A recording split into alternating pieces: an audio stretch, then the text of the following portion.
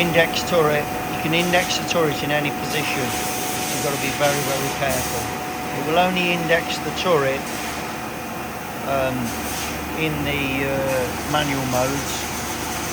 Door has to be closed. It won't index with the door open. Select the station and then you press the index button. So press that. Indexes quite quickly as well. So you do have to be particularly careful of where you are when you index the turret. We've got the machine key in the setting mode, and we turn this. Let's just go to there, and if we turn this control, you'll see, can you see that it's still saying it's in MDI even though I'm in edit? Okay, it switches these, but when it gets to there, you think it's still in MDI. You can't get it to go to edit.